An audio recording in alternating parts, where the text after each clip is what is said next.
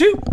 Welcome back to WNST, Towson, Baltimore, and WNST Baltimore Positive. Don Moeller's here. We are at Jennings Cafe in Yomps. We're going to be here for the Craft Beer Festival in a couple weeks as well. Don, I have been remiss. We had the Baltimore County Executive out. We now have Paul Tiburzi out from GBC. We have not said two of your favorite words, and it's that time of the year. Restaurant Week. How did you not mention Restaurant Week with Johnny O? How was that possible?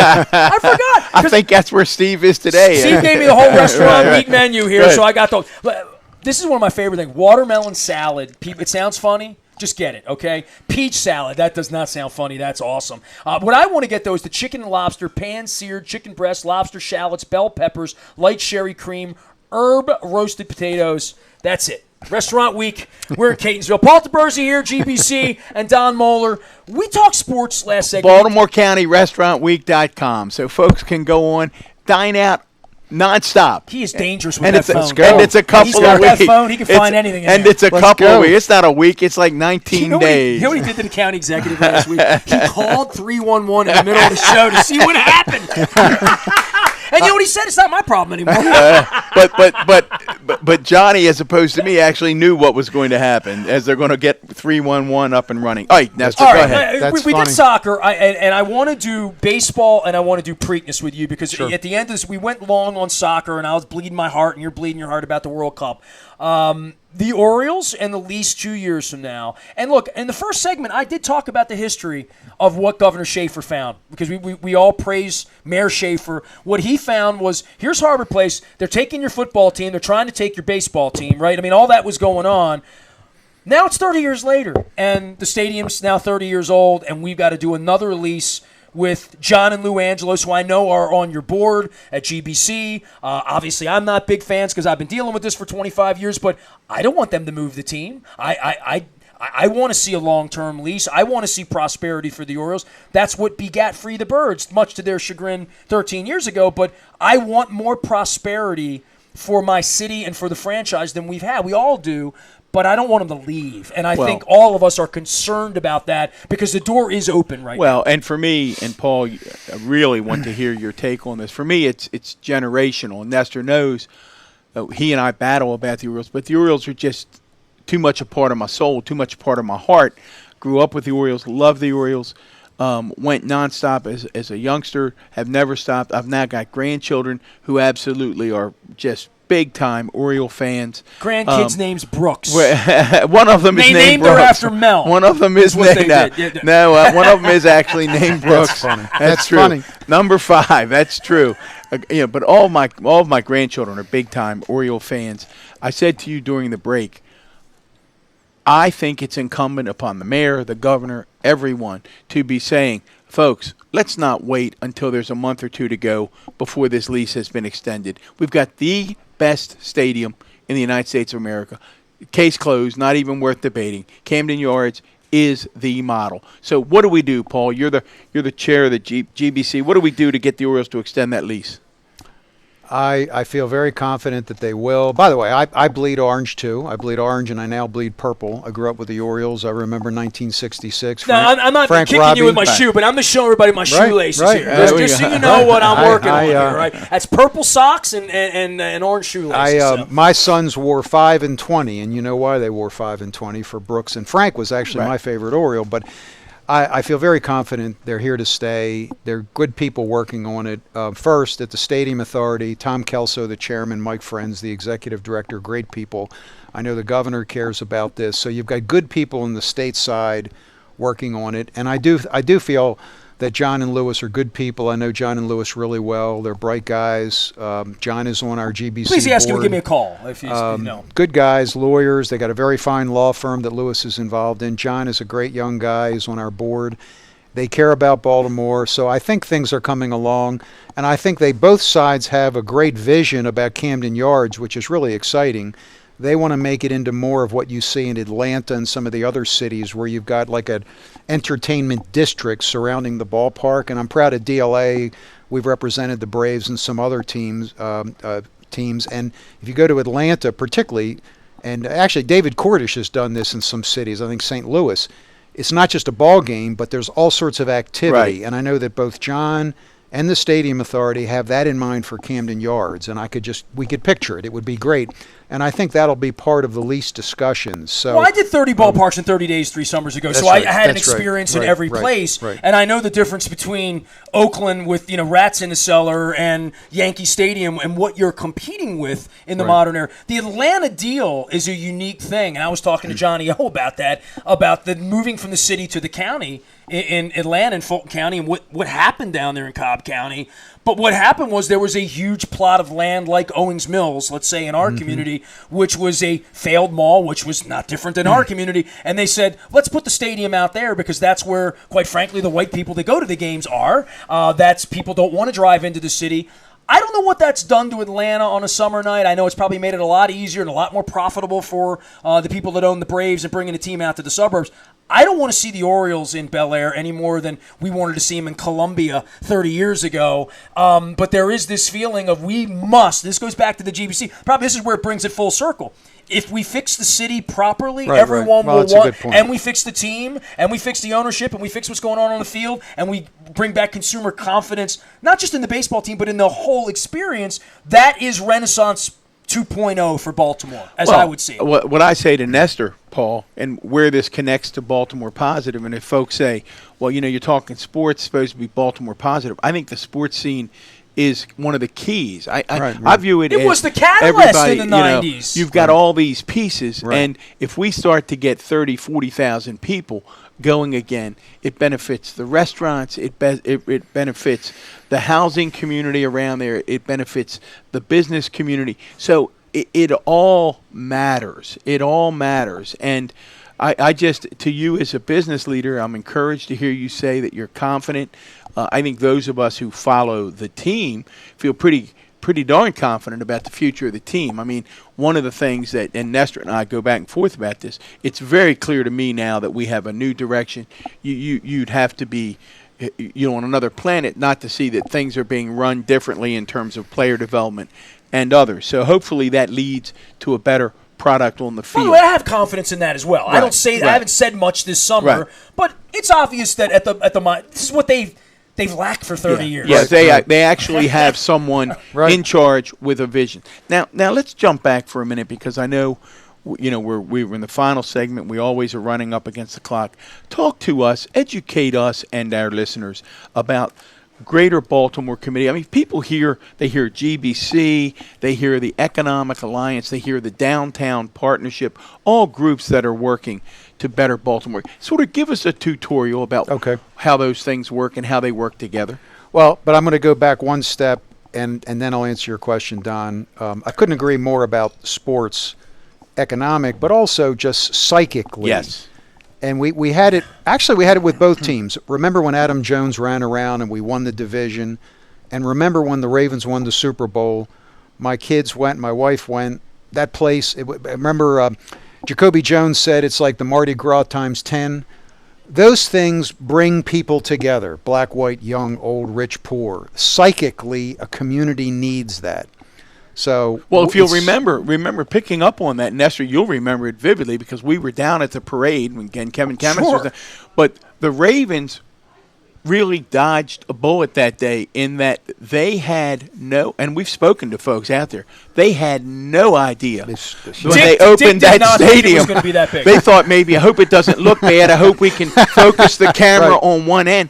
And I can remember Nestor and I were down at the other end with county executive cabinets, and my son has taken my grandkids out there, and he goes, Dad, it's actually getting a little scary. Right. People are lined up in the aisles. That's the psychic part that you're talking about, the absolute ownership throughout the region. And how good people, the guy sweeping the floor says, Paul, didn't the Ravens do great last night? Hey, man, that's so. And also, so it's always been important. It's a uniter. That's the beauty of sports, okay? Absolutely. Now, GBC, I'm very proud that we have a great history. If you remember when we lost the Colts, very tragic, the GBC led an effort called Give Baltimore the Ball. And frankly, it was put your money where your mouth is. I was very proud. Piper and Marbury, my law firm, cut a check, I forget the amount, let's say $50,000. And they put money in to convince the NFL to come, and ultimately the NFL came, a lot of twists and turns. So GBC has always been a leader.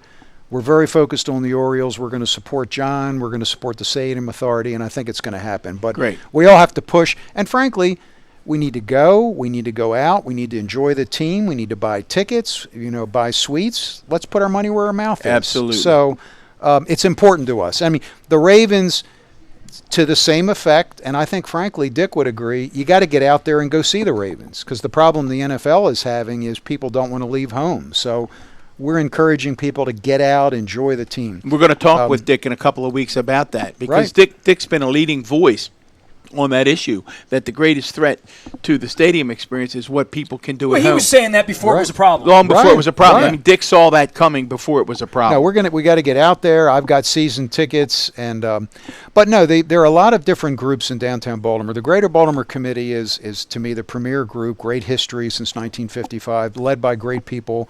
Worked on the stadiums, convention centers. We're not the Chamber of Commerce. We're not just a business group. And if you look at our board, we've got Reverend Al Hathaway, we've got Archbishop Laurie, we've got a diversity of people who are leaders in the Baltimore community on our board, and we care about issues beyond sort of business and Chamber of Commerce. There are other terrific groups like the Downtown Partnership. Kirby Fowler does a great job, very focused on downtown security. Really like Kirby and what he does, the Waterfront Partnership. Well, tell folks, there's different groups. That's my neighborhood, by the way. Right, Take with that. different sort of missions. How are those? Well, talk about that. Right. What's the difference between the GBC? Let's take those two groups and the Downtown Partnership. I think our listeners would like, because they read about both. Right. Sort of. Well, the the For Downtown Dummies Partners- version of that. There's a role for everybody to play, and frankly, we all coordinate. Don Fry does a nice job. Downtown Partnership is focused on downtown and security and that kind of Yellow thing. shirts, as I see it. Yeah, right, in downtown Baltimore. I see them all the time. We're the greater Baltimore region, the counties and everything. We're dealing with public policy, public safety, bringing people together, lobbying in Annapolis. And then there are other groups like Waterfront Partnership, which is concerned about the waterfront. Great group led by Michael Hankin and Laurie Schwartz, good people. And so they all have a role to play. Economic Alliance, good group. They've got the county execs on it. You Right. were on that, which Was on there. we don't have political leaders. They do, which is interesting to have the county execs at the table with business leaders. So, and there is the Maryland Chamber of Commerce, which is kind of more lobbying. So everybody plays So a we've different got these role. groups. So here it is, Paul. Right. Here's where I think, and Nestor and I say this is where it's not only a learning experience for us, but for the increasing number of listeners that we're pleased that it grows week by week who are listening to say we've got all of these groups. It goes back, isn't it interesting? Where's the synergy Circle in all back that? to right. How does it all come together? And it takes us back to the beginning when the president wanted to dump on the city, and yet we've got all of these great groups saying we believe in our city. He did us a favor. All those groups, and by the way, we work closely with Build, a wonderful community organization. The leader of ABC, Associated Black Charities, is on my board, our board. There are great community groups. Baltimore is blessed with religious groups that get together and care. So there's beyond, quote, business groups. There's leadership all over Baltimore, and we do try to work together on issues like public safety. We try to coordinate. We're working very closely with Build, which is a great group. So I think you see coordination. It's not just alphabet soup. It depends on the issue, but public safety is something that brings everybody together because it's such a big problem. Well, and absolutely a big problem. As you said, I think we're all encouraged by Commissioner Harrison. I think we believe better days are ahead. It's going to take all of us. It's going to take people in the communities. It's one of the criticisms that occasionally comes up about the Greater Baltimore Committee is that in addition to focusing on the big projects, the bricks and the mortar, that the GBC ought to be more community-based. What do you say to that? Or do you see that happening more and more? I do see it happening because, and there's some great developments happening. Our House by the great Thibaut Mannequin. I mean, there's great things happening in the communities. Pete Hammond, who works in the city, great guy, is very interested in community development and what's happening in the neighborhoods. So you see that. I mean, we can't be all things to all people, right. But Baltimore, the Baltimore region is rich with those kinds of experiences, and we try to support them. So community groups, again, if you look at our board, we try to have everybody at the table talking about common problems. That's what we're trying to do. Well, before we let you get out of here, we can't let you get out of here He without... does a speed round. Here we go. Without Make you cry now. We got to find out what your favorite color is. Well, yeah, we call it the lightning round. But All right. Harbor Place. What should happen with Harbor well, Place? I'm proud to say we've got a work group. Don Fry and a number of people were very focused on it. It's in receivership. There's a judge. It's very important. So we're watching it. If you could sit down and you could redo Harbor Place, and it's your opinion. I don't want you to speak for the GBC now. This is Paul Tiburzi. If you could sit down, what would you like to see the next rendition of Harbor Place be? What would it look like? I'm only speaking for me, Right. and I don't know what that's a great question, Don, because somebody said this, that Harbor Place served its purpose by being there in the 80s, 90s, and 2000s. And it did its thing, and now you've got to turn the page and do something else because it brought people downtown. I'm not sure what the something else is. I do know that, we have great developers like a David Cordish, who I adore. Great guy, cares about Baltimore. Imagine if a David Cordish got that and could do things with it to interact with the Power Plant Live or Harbor East, thanks to the great John Padarakis, rest in peace. So turn the page, and it isn't clear to me what you do there. It's a great location. But we need something, right? We need something, but I guess my point is... It needs to bring people. It needs to be attractive Right. to young, old families, black, white, east, Right. west, tourists. It needs to be attractive to everyone. But it might be that you have to turn the page and not just do it again the same way. Correct. It could be you do different things. And it seems to me that a key part of that discussion, I keep hearing folks make it, is that it has to be attractive and inviting to Baltimoreans as well as Why tourists. wouldn't it be a to Baltimore the people in boardwalk? the Why wouldn't it be the neighborhoods. boardwalk Right. of Baltimore? Why wouldn't it be that? Well, again, I mean, I don't know if I'm a leader. I would call up a David Cordish and say, David, do your thing, Give because us some that's what he ideas. does. Or a Tebow Mannequin. There are a number of great developers in Baltimore. Mark Weller at Port Covington. But I really like Cordish because he's right up the street, power plant. And guys like that, this is what they wake up in the morning. And again, David cares deeply about Baltimore. If I were a leader leading the effort, I'd say, David, what do you think we should do? They'd come up with 50 great ideas like power plant. Concrete suggestion. Right. There you go. You've got a recommendation for whoever the next mayor is. Right. Preakness. Well, I think we're doing better. I think there were some dark times during the General Assembly, and I'm proud to say, the GBC led this. We had a great lobbyist, Sean Malone, does a great job. His wife Lisa, good people. Don Fry, Sandy Rosenberg, wonderful. You think he's passionate about my man. He is my man. And thank God also for one of the Sandy. great Oriole fans I of love all him. time, right? I talk about bleeding orange. Oh my goodness. No, and the mayor and so forth, Jack Young made. But anyway, I think we're doing better, and I think there's some ideas on the table. Alan Rifkin, a very fine lawyer, good friend of mine, great law firm, is representing the Jockey Club and their folks. They're at the table with Bill Cole. So I'm cautiously optimistic. I think good people are doing good things on that, so I'm keeping my fingers crossed. Matt Gallagher, maybe you can react. When Matt was in, I thought he had an interesting observation. His observation was obviously needs to stay there, needs to have other redevelopment around it, but that he was encouraged that people are beginning to scale back the scope of what would happen there, and to suggest that it has to be billions is just not correct. That there are much more modest proposals that would allow you to save the Preakness and at the same time move forward in a very positive I heard way. that, and again, I think the world of Matt. He compared it to the U.S. Open or the golf. Right. No, I think you could see that. And the other thing we're blessed with is LifeBridge. Neil Meltzer, great leader. LifeBridge is an economic engine right next door. They've got some great plans. And imagine if you did the Preakness, the Black-Eyed Susan, and you sort of ramped up. And then you did other things the rest of the year. And imagine if you had a couple of developers. Again, I'm picking on David because I like him so much. That's the vision. It doesn't necessarily have to be the Taj Mahal 365 days a year. It could be that you could save some money. I think that was Matt's idea, right? Yeah, absolutely. It's a great idea. And the Stadium Authority could do it. They're terrific. So cautiously optimistic. Well, again, Nestor, we said in the That's beginning, it? smart people, right? We're going to have smart people on Baltimore Positive week after week after week. You and I are going to school. We're getting degrees. All I'm hoping out of this is when 2026, when Brazil plays Germany down at the M&T Bank Stadium, that we're going to be there together. That I'm not pressed up like I was at Billy Joel last week with my face up. No, you're going to be. Glass, so, you could be governor then. We're going to be there together. So. They'll call me thank governor you. or something. No, I'll be the governor of Dundalk. But wait a minute. Before you sign off, that's here we go. cheap shot. Here we go. Governor Aparicio. No, because before you sign off, because you guys both talked about it, and we never really did a deeper dive. I commented to my wife, and I think it's what you said when you talked about John and Lou having a different vision for Camden Yards.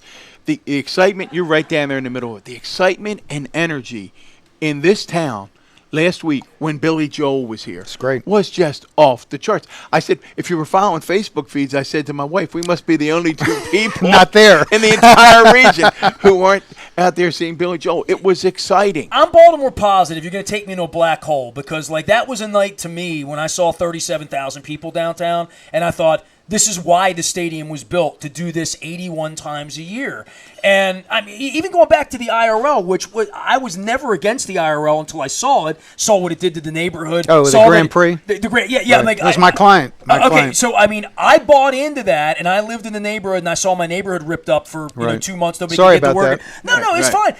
It would have been a wonderful idea had people actually come. And I thought, well, why aren't we saving the Preakness first? Why aren't we figuring out the baseball team first? We built that stadium as an economic engine to bring 37,000 people downtown 80 times a year. Well, this year it's happened twice. We can do both. We can multitask. It just shows you how important it is. Right. Yes. Right? You talk about losing the Orioles. We've been talking about that for half an hour. That if there was never 37,000 people downtown ever again, that would be a problem. But we can have 37,000 down for the Orioles, and then when they're away on the West Coast, we can have Billy Joel and Elton John and you name it, whoever else, the Eagles, soccer go game. right down the list. Okay, well, to end, again, I want to thank John Angelos and his family. They made that happen. Right. It was their vision. It wasn't easy because with Oriole Park, you got the beautiful field and the groundskeeper, I forget her name, nice lady. She would kill you if you stepped on her field. And John made it happen. It was a home run. It was a big night for Baltimore. Her name's Nicole, by the way. Nicole, wonderful person. I stepped on the field. She was going to kill me. I never met her. They don't let me in. But it was a big night for Baltimore. I think that's now you've opened the door. I agree. You've opened the door, soccer, concerts, and the Ravens are already doing it. You're going to see it at both. So stay tuned. Baltimore positive. I'm positive. I'm positive. Camden Paul Yards Tiburzi, did thanks look for pretty being cool here. with a concert. I'm going to tell you that right now. Yep. Paul, thank you. Paul Tiburzi, DLA Piper, as well as Thank the you GBC so much. Share. We're at Yumps, and Jennings Cafe will be here for the Craft Beer Festival as well. Big thanks to State Fair, Fadley's, all of our sponsors, including our conference with Damien O'Doherty. Center Maryland. Go to Center Maryland. Go to Baltimore Positive. We're out in Catonsville. We are WNST.net, AM 1570, and WNST Towson, Baltimore. And we never stop talking Baltimore Positive. There we go. Thank you. That was fun.